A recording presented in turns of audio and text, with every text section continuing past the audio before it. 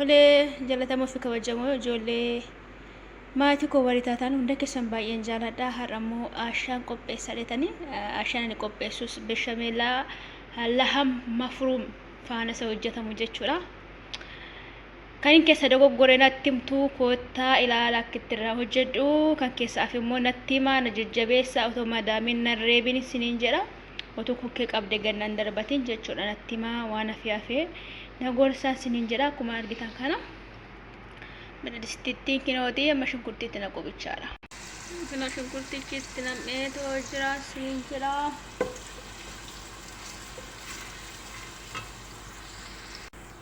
Amma kino akkuma isin argitan diimatee jira.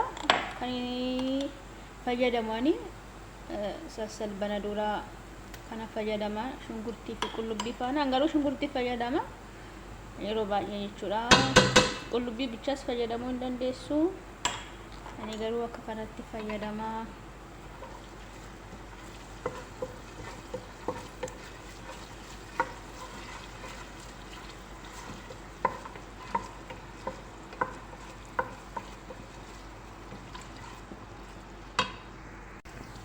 Erga kun akkas ta'e laham mafruumii isiniin jedhe fayyadama. Laham mafruum gosa kanaadha jechuudha. Ingeettidhee yaala.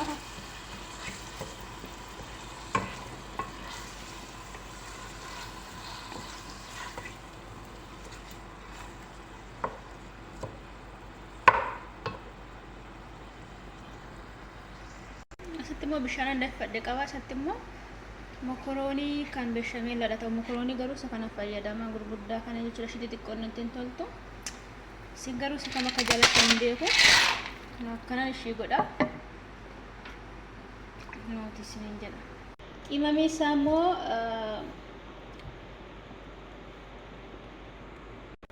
kurkum yookiin hirdii black pepper jedhamu sana pepper immoo pepper jedhamu sana qunnoo barbaree sadanii sana dachee Itoophiyaatti ni lammataa immoo jechuudha koriidarii yookiin dimbilaalaadha inni sadaffaan jechuudha. Warrum kana bichaan fayyadama bahaaraa garuu bizaara fayyadamuu hin dandeessu. Kana hundumarraa bizaara wayyaa bizaar immoo hin qabu yoo qabaattan naaf liqeessaa nan deebisaa isiniin jedha. Kinoo edda akkas ta'ee bilchaatanii kinoo isaan kanatti naqa jechuudha.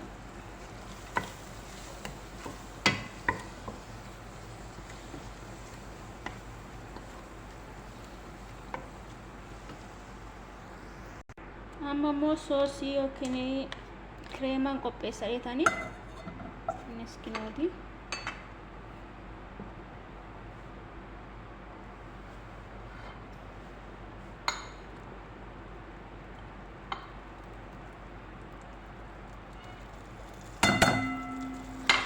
Baay'ee fayyadamu duqeeti.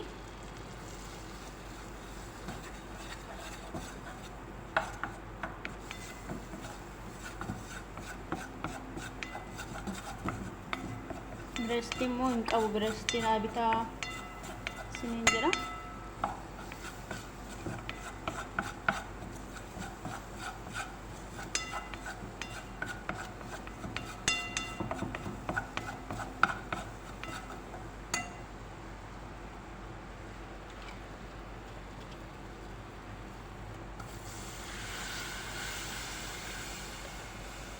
Aannan immoo horiin itti naqee obbolootaan koo aannan horii xiqqoo shinoo jedha waan ta'eef badaan baay'isuu isiniin jedha. Ofi koo bichaadhaafi abbaa manaa kiyya zamachaa deeme hin deebine mootummaanis yoom akka deebi'u hin himne. Kanaaf amma foon kiyyaan qopheeffadha na waliin tura.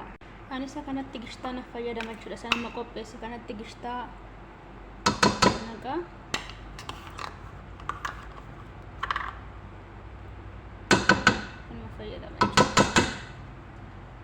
Gishtaa jechuun kana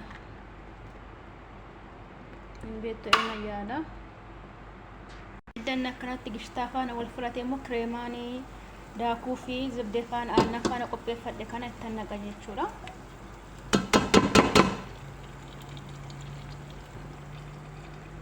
Akkuma argitan kana.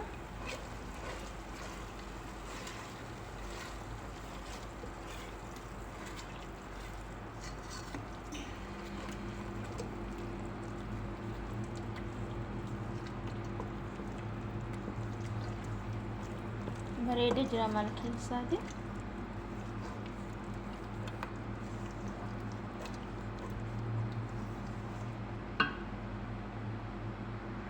Edda kana kanatti nuu ta'ee ammoo kan nu hafe makaroonii duwwaadha. Makaroonicha bilchaatee jechuudha.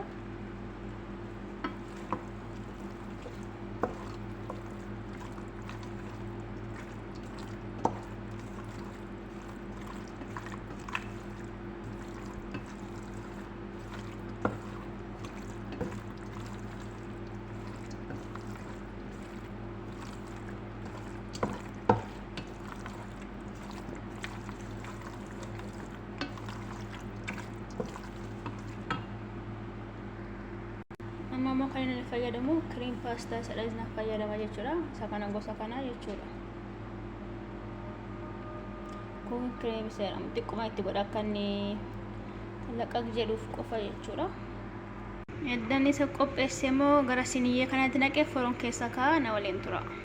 Edda saayiniitti naqadhee akkana fakkaata. Ammoo jibin mazoreellaan irra naqaa jechuudha.